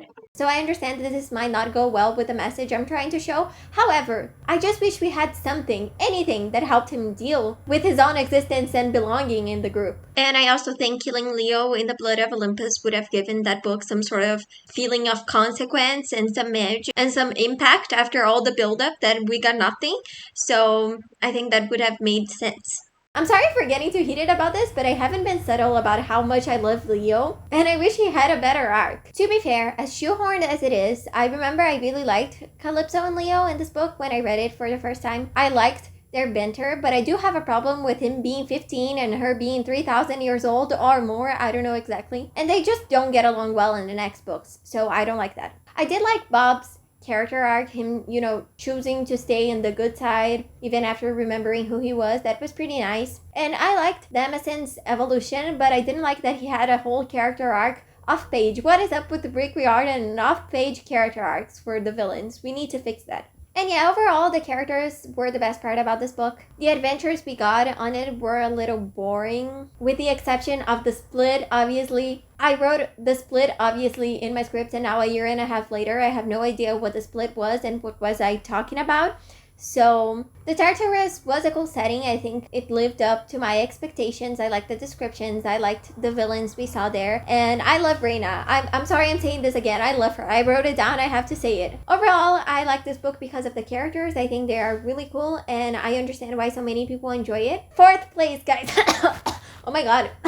I'm sorry. 4th place, The Sword of Summer, the first book in the Magnus Chase series. Weirdly, I want to say that The Sword of Summer moves at the same pace as The Red Pyramid, both in a plot sense and in a character relationship development sense, but it doesn't feel rushed or poorly developed to me. I don't know why. I do think Magnus, good feelings towards the Floor 19th people. They are a little rushed. Like, him telling them he loves them the moment they are all fighting together was a little these people for 2 days, Magnus. Slow down. But I also understand that this might have been, the emotion of the moment, the heat of the moment. They are fighting and they came to his rescue, so he's happy, so he tells them he loves them. So, okay, I'll give him a pass there. But I think his friendship with Hearth and Blitz and Sam were all pretty decently developed for me. I really like them. I guess I love this book so much because I adore all the characters. They're such a varied cast of characters with different backgrounds, which I think is really interesting. I like that this book introduces also the backstories of the Floor 19 people that we get to learn more about later. And I wish we had seen more of them, but I do understand there's just too many characters in this book. We wouldn't be able to see them as much. Magnus himself I love him. He's such a good character. I think he's my favorite main character in the riordanverse. His whole, I'm sarcastic and emo, but I'm actually very protective and nice and a good person and anti-capitalist. I love that for him. He's also really funny, although I do find it funny too that Rick Riordan was clearly trying to be Magnus might be sarcastic too, but he is very different from Percy. You see, he doesn't like blue. He doesn't want to have a pen that is also a sword, which I thought was pretty stupid at some points. Okay, Rick Riordan, we understand he's not the same as Percy, that's fine. At the end, when Magnus has to choose if he's going to stay in Valhalla or not, again, it was pretty the pace of this book is really fast. It's like the Kane Chronicles, but for some reason I really believe that he's staying there. That felt believable to me. I do love that Magnus literally saves the day with the power of love and summer, literally my favorite trope. I love that. And I do have to criticize something, and it is that Jacques, I just realized, in Portuguese his name is written as Jacques, because if he wrote Jack, people would read it as Jack. Anyway, his whole thing, I don't know how to say this in English, so I'm going to say in Portuguese and write it here. But Portuguese came from Latin, so technically speaking, this is the closest pronunciation that I could ever make, which is Deus Ex Machina. I have no idea how to say this in English, but I do think his whole Deus Ex Machina thing can be criticized because, like, you know, Magnus doesn't really have to work to win battles. He's just go sword, and the sword does it for him. And a lot of people think Magnus is a little bit of a Aries too because of that, because besides that, he also has powers. He has healing powers. And I think that this is definitely can be criticized, and I understand why some people might think that Magnus feels like a Aries too. I mean, he is a flawed character that has layers, but he's also kind of invisible, which I understand. I understand why some people would be bothered by this, and I have seen this being criticized in the past. However, I don't care. I don't care that much about, you know, sword fights and fight scenes, and I really like Magnus, so I can ignore that, but I think it's valid criticism. I just don't care that much. And Loki's such a fun villain. I like how his whole thing is manipulation, but in a more charming, cunning way than Nero. Okay guys, time for the top 3, and in 3rd place is the book The Last Olympian, the last book in the Percy Jackson and the Olympians series. My main note about this one was, oh my god, what a good ending. I love the atmosphere it has. The war actually feels, you know, tense and dangerous, and I like the way the prophecy completes itself. I like discovering that the hero of the prophecy is Luke, and that at the end he did the right thing because of Annabeth. We are not going to talk about the romantic implications of that because I'm going to ignore it. I also really love Percy and how he wanted things to change at the end. It wasn't like Harry Potter, for example, where the big bad guy was killed but the societal problems were still there. Percy wanted to fix things, and that's why I love him so much as a character, I think. He's good and fun while also feeling like a real person. Percy and Annabeth are really cute. I don't know what else to say. And the last line, "For once I didn't look back," always makes me really emotional. It's a callback to the last line of the first book. The ending of this book is just really perfect. I wouldn't mind if this was the end of the whole riordanverse, which I've said about some books at this point now. I love the characters in the Heroes of Olympus, and you see that I prefer other books over this one, but I just think that this was, I don't know, it made me so warm inside. I think I have written in my script that this book could have been the ending of the riordanverse like at least 3 times, which shows that Rick Riordan really doesn't know when to end things, for better or for worse. And I'm sorry to indulge in a personal backstory again, but I still remember the first time I read this book. I've always shared my room with my twin sister, but she always liked to go to bed way before me, so she was sleeping and I wanted to read and I couldn't read because it was dark. So my older sister was at a college party and I went to her bedroom and I stayed reading and I couldn't stop reading, and I only finished it when she was back from the college party at like 3 a.m. and I couldn't stop reading. And I don't know, it's just a nice memory I have with it. And I don't know how to write a segue into the next place. So in 2nd place, guys, it's the Tower of Nero, the last book in the Trials of Apollo.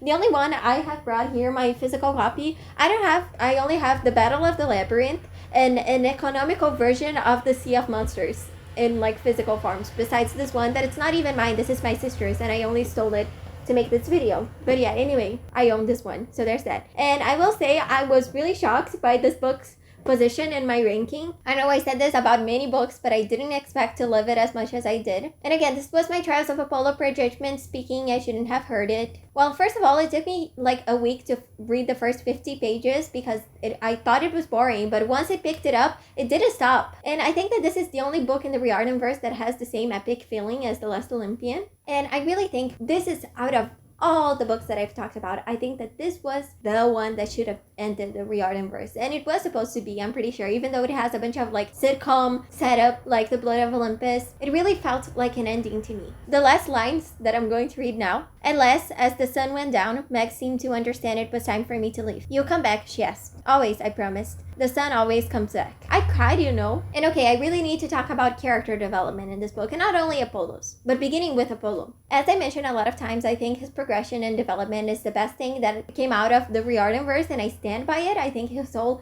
reflection and development was so good. Like the one scene where he's having dinner with Sally in the beginning of the book, and we see the difference between him in that same position 5 books ago and what he was thinking now. It was so, like, the contrast was so good. I loved it so much. And I love that the message of this book was about how we as humans have the ability to change and grow, and this is what makes us human, and this is a very important and special ability. I think this is so nice, and it was also well portrayed here. The themes of the series just really resonate with me, and I like them so much, and I'm going to read a whole passage that I really like. I wanted to go back to a time before all that sacrifice had been made, before I had experienced so much pain. But making things right could not mean rewinding the clock. Even Kronos hadn't had that much power over time. I suspected that wasn't what Jason Grace would want either. When he told me to remember being human, it meant building on pain and tragedy, overcoming it, learning from it. That was something gods never did. We just complained. To be human is to move forward, to adapt, to believe in your ability to make things better. That is the only way to make the pain and sacrifice mean something. And I also think Meg has some really good character development in this book too. And I stand by my position that she's one of the most traumatized children in the series, which is a feat.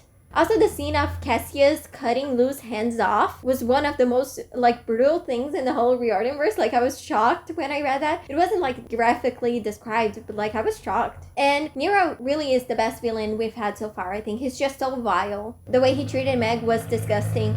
And I liked how Rick Riordan depicted Nero as this massive manipulator, because I think it's really important to show these signs in a children's book. I also liked Apollo's reflection that you cannot fight tyranny with more tyranny, and his whole arc with Zeus of breaking the cycle of abuse. I think that was pretty interesting. And lastly, I think Apollo and Meg's relationship is so, I don't know, I just like it so much. I think Apollo's relationships throughout this book with his children, with Nico, with Meg and Lou, they all really helped him grow as, I was going to say as a person, as a god, I guess. But yeah, as a person, kinda. And I'm sorry to quote the show because I don't like it anymore, but it was my favorite show when I was 13. So to quote Girl Meets World, people change people, and I think that this is an important thing for us to remember. And okay, guys, time for my first place, and I have no idea if this is a fan favorite. I have no idea what people... No, I know what people think of this book, and I don't think it is a fan favorite now that I'm thinking about it, but it is a Joanna favorite again, and it is The Ship of the Dead, the third book in the Magnus Chase series. I'm not surprised that this one is in the first place because the Magnus Chase series is definitely my favorite series in the whole riordanverse and has been ever since I read it for the first time. Now that I'm older, I do see problems with it that I didn't realize as a kid were there, you know? But I also have earned more appreciation for the themes and messages that I definitely didn't understand when I was 12. This book doesn't have the same epic feeling of finale like The Last Olympian or The Tower of Nero. And I'm not going to lie, it did drag a little bit in the middle. This is probably because, again, at this point I had read 30 books with the same premise. I was sort of tired of these quests. But I simply adored the ending of this book. And I have seen, again, I do understand the criticism. I have seen people talking about how they found Magnus' battle with Loki underwhelming. And I can't see why, but I couldn't disagree more. I love it when friendship saves the day, guys. And Magnus just winning over Loki by saying nice things about his friends, that's poetry to me, you know? That's beautiful. That's literally what I love. As Magnus himself said it, he's not a fighter, he's a healer, and he depends on other people as much as they depend on him, which I think is a nice thing to say. And I just really love this series' themes of found family. Found family is my favorite trope, and I like how each main character got to belong in some sort of way. I also really like how this book explores more about the Floor 19 characters, because I just find them all really fascinating. As I've mentioned, TJ is my favorite. He was my favorite one when I was a kid, but I think it is because I find his outlook on life after his story so interesting, so fascinating again. His whole thing of maintaining positivity, of not holding grudges, I think this is so important. His line, I love his line, "You can't hold on to hate forever. It won't do a thing to the person you hate, but it will poison you, sure enough." Always gets me. I love it so much. I also like Halfborn's backstory, and I like that he concludes that he doesn't regret anything. I thought that was nice. But I do have some issues with Mallory. Not because of her actual backstory. Actually, when I read these books for the first time, I didn't know anything about the story of Ireland or Northern Ireland. And 6 years later, now that I have watched Dairy Girls 4 times and have the Cranberries in my top 5 most listened artists on Spotify, and I have a song by them here. It's their most popular song, so it might seem like a fake fan, but I really like them. Anyway, I feel like I'm completely qualified to judge her backstory. No, I'm kidding. I'm obviously not. But anyway, now I understand a little bit better about the story of Ireland is what I'm trying to say. And now I finally understand the implications of her story, I guess, and I find it so interesting. With that said, I don't really understand the point of her whole thing of being Frigg's daughter. Not that there is anything wrong with that, and I actually think it was an interesting perspective to say that Mallory was the glue that stick the Floor 19 people together. I think this was pretty interesting.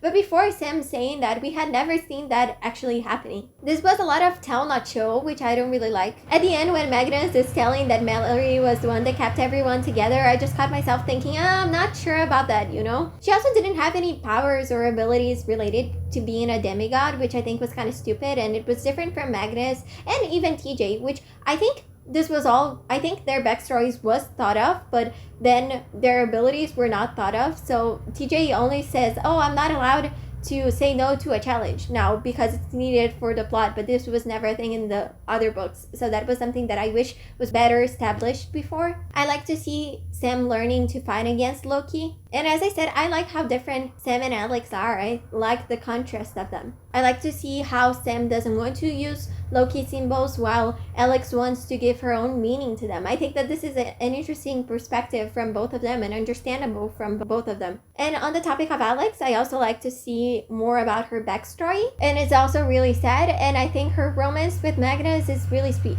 Overall, this book just has everything that I love in a good middle grade fantasy novel. It has found family, it has fun times, it has friendship saving the day. What more could I ask for? And that is why I love it so much. And yeah, guys, I didn't write down any outro for this video, but we came to the end of the ranking. I feel like I'm losing my mind because of how much Rick Riordan I have read. This was one of the very long videos I was working on that I talked about in my past videos. So one is out of the way. Now there's two, one of them being my Buffy video that I will make, I promise. It is going to exist someday.